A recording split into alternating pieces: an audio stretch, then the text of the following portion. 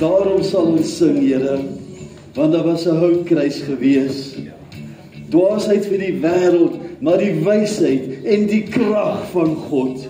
Dankie dat ons vanoggend dit kan vier, Here, die kruisiging van Jesus Christus, die wysheid, die krag van ons Vader.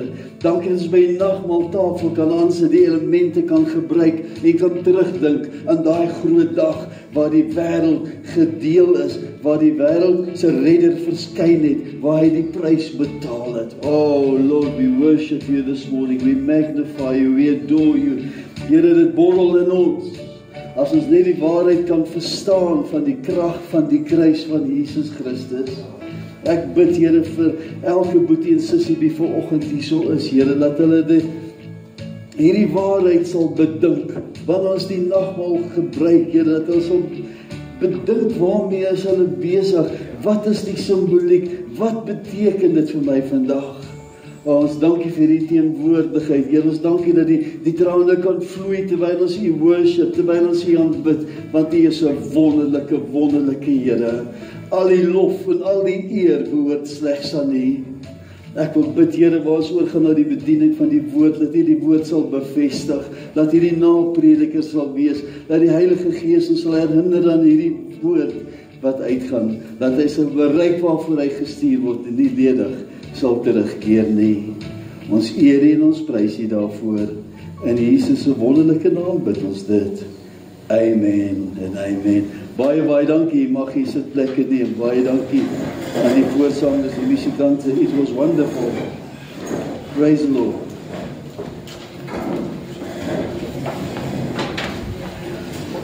Hallelujah.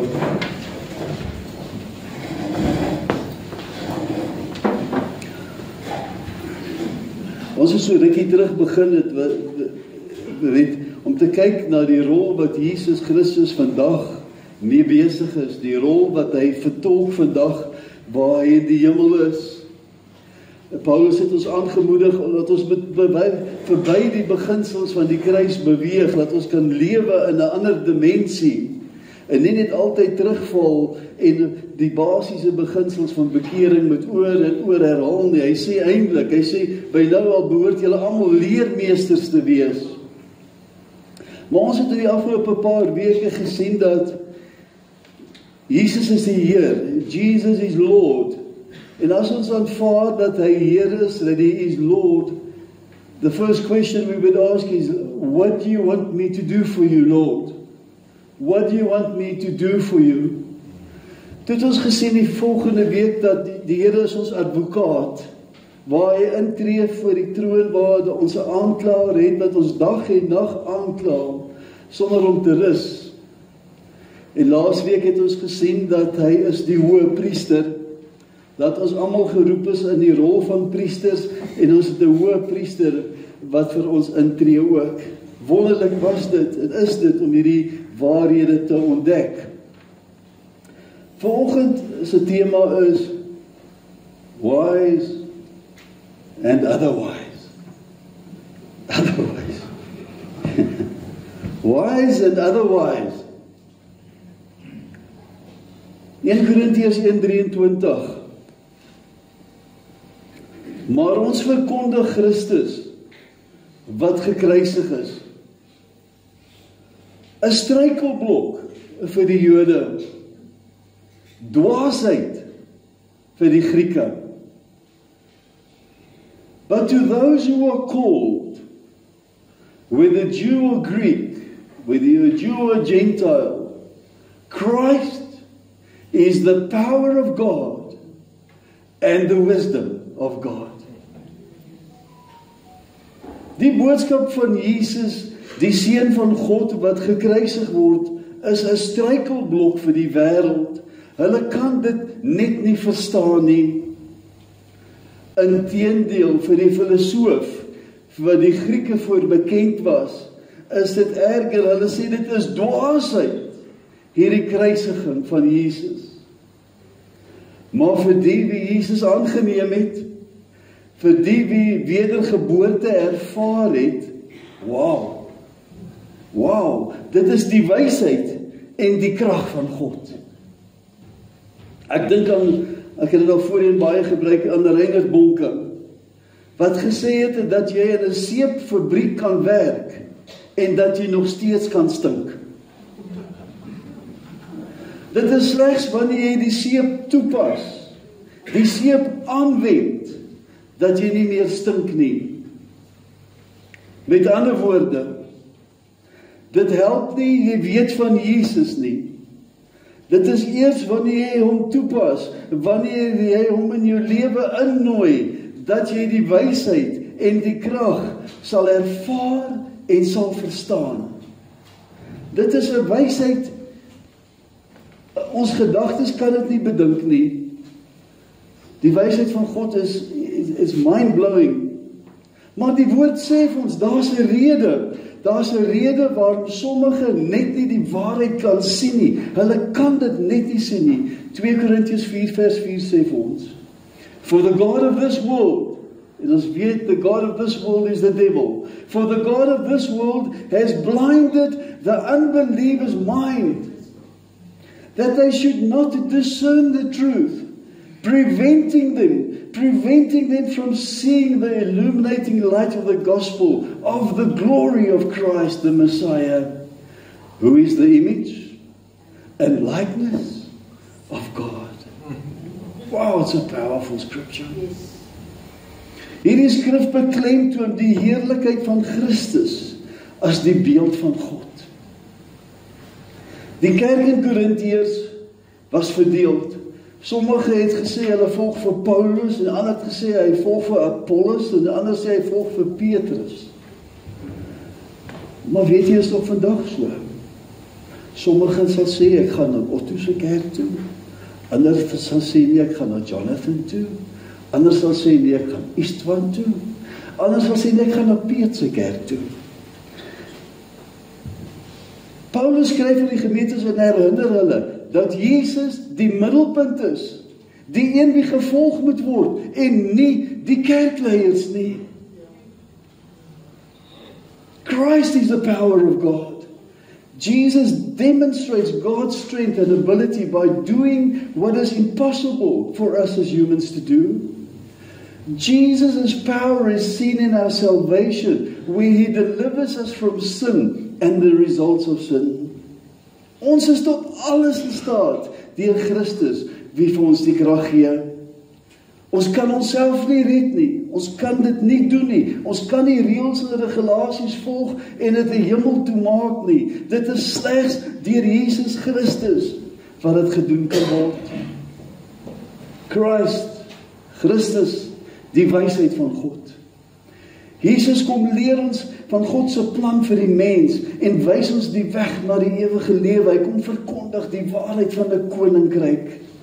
Sy wysheid lei ons in ons uitdagings as mens en maak dit moontlik vir ons om goddelike besluite te maak. Nie wat sigbaar voor ons is nie, maar wat die Gees ons lei om te besluit, die waarheid te besluit. Ons kan wysheid van Jesus vra in enige tyd, elke dag, om die regte besluit te maak. En natuurlik, die vrede van God sal bevestiging wees.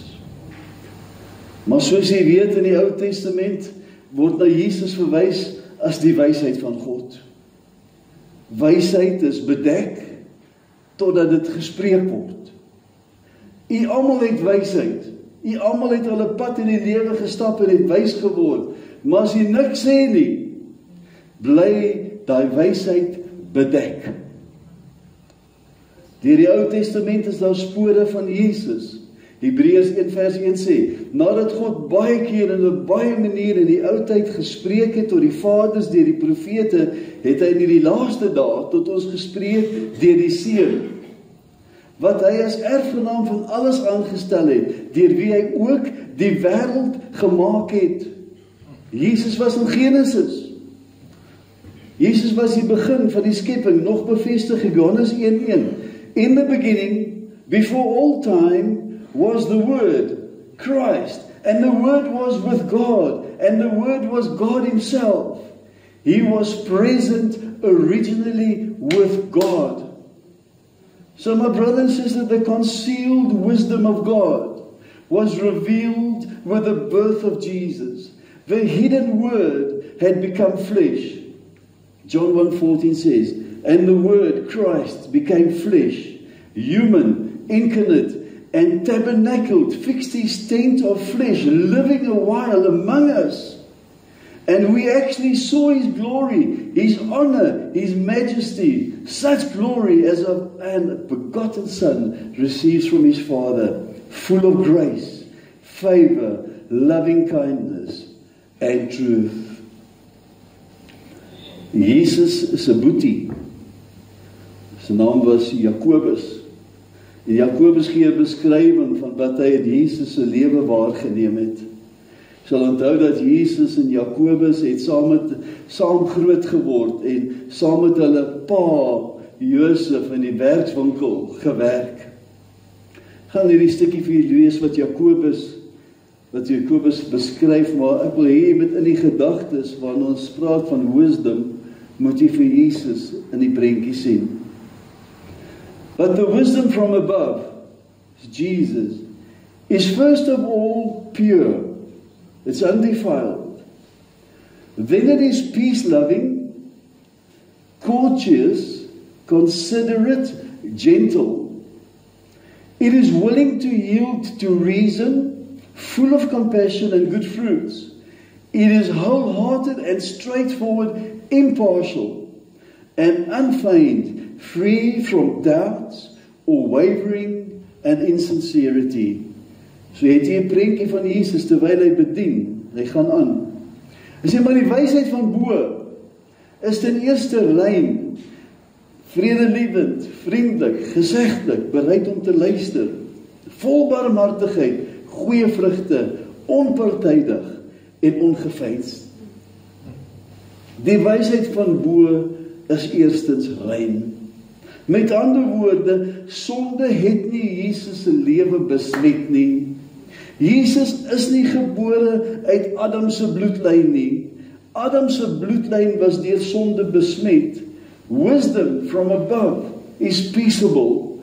Jesus would never accommodate sin or accept sin. He would speak the truth and making and seeking peace. Die wysheid van bo is onpartydig. Jesus se liefde is vir elke volk en nasie en taal.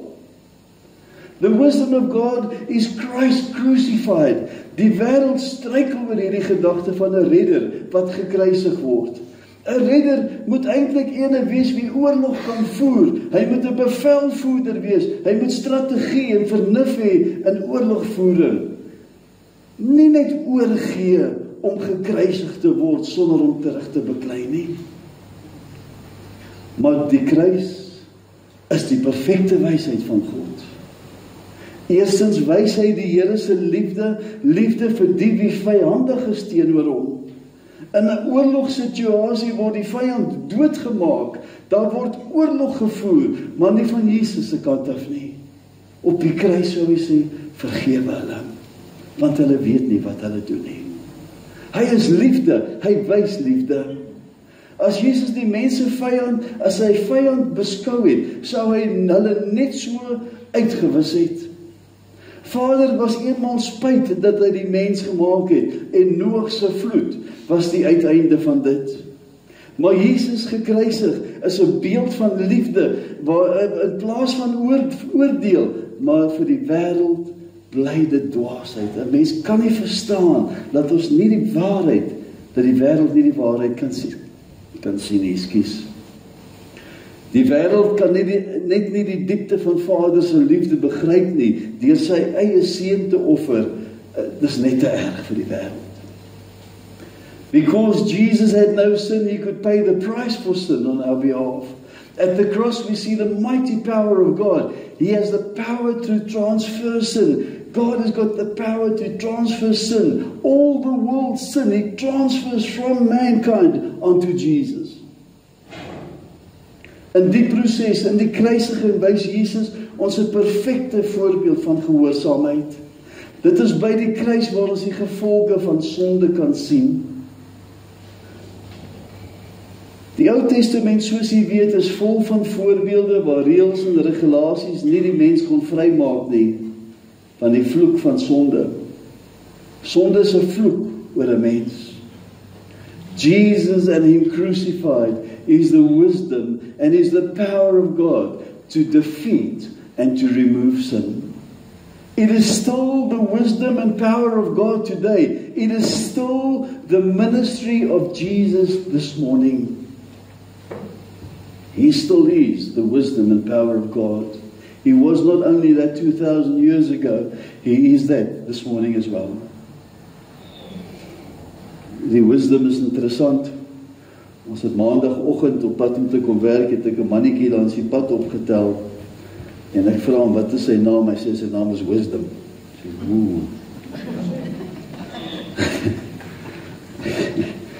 maar jy moet jy altyd met wisdom praat. Wisdom, skuif jy leer. Wisdom, kyk agter jou. Wisdom, ja. Ek vra vir hom, waar kry jy die naam Wisdom? Nee, sy pa het vir hom gegee.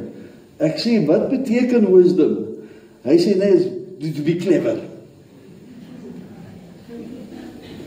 Ek sê, you're wrong. Wisdom is knowing Jesus. Maar ek kan sien, die lig kan nie aanskakel nie. Maar ons vertrou, wisdom is weer maandag hierso. Die wisdom of the world skiet ver te kort. Ver te kort. Ware wysheid is om Christus te ken. So nou by daai skrif uitkom. The questions in life, the origin of man, the purpose of man, the morality of man, what is right and what is wrong, the destination of man, can only be understood in the context of Jesus. The origin of man, where he comes from, was toe nie Bobbejane nie. The purpose of man, why is he here? The morality of man, what is right and what is wrong? And the destination, where is man going, can only be answered in the context of Jesus. Christ must have his right place in man to be truly wise. Kan ek 'n eenvoudige voorbeeld probeer gebruik? As ons probeer om die sterrestelsel en die planete te verstaan, en ons vat die aarde as die middelpunt en al hierdie draai om die aarde, gaan ons dit mis. Want alles draai om die son, nie om die aarde nie. Alles draai om die son. Nou as ons dink, dat ons die lewe draai om ons, we're missing it. Die lewe draai om Jesus Christus. Daar is jou anker, daar is jou perspektief, daar weet jy waar jy vandaan kom, waar jy nie op pad is, wat is reg en wat is verkeerd. Die aarde is nie die middelpunt nie. Ons is nie die middelpunt nie. Jesus Christus is. Hy is die middelpunt. Hierdie kort lewe op aarde is net 'n voorbereiding vir 'n ewigheid. Ons lewe asof ons dink ons gaan vir ewig lewe. It's preparation for eternity, my brother and sister.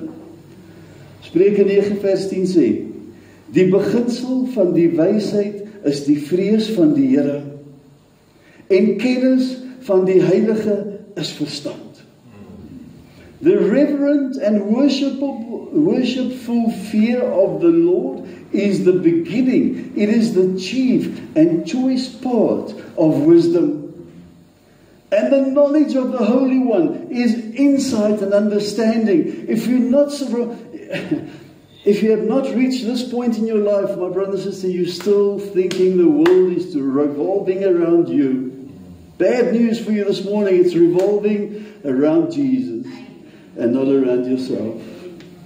Happy and to be envied, says the word, is the man who finds wisdom. Wisdom from above. Ek wil begin om af te sluit. Die woord sê, as iemand wysheid kort kom, kan ons vra en God sal gee.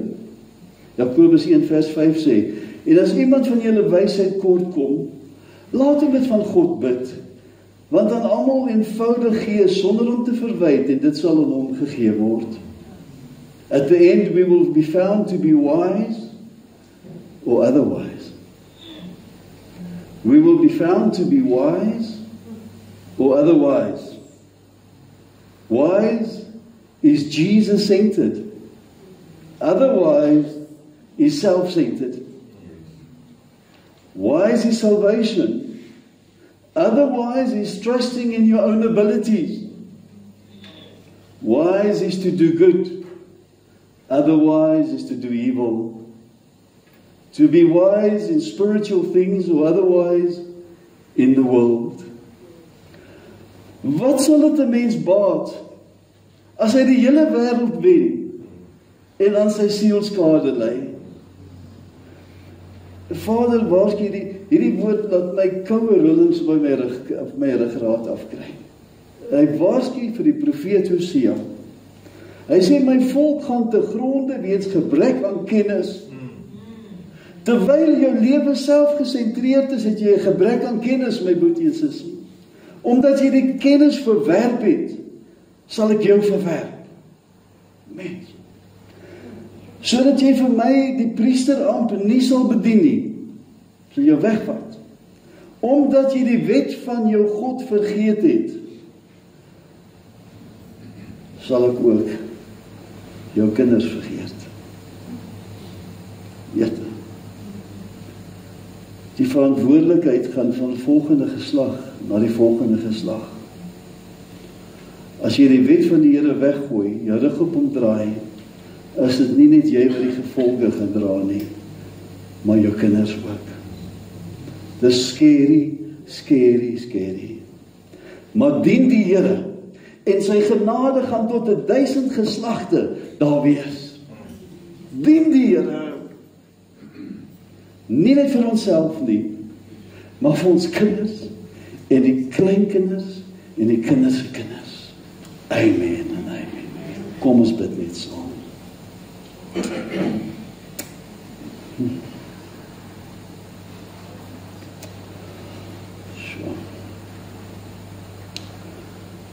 Halleluja.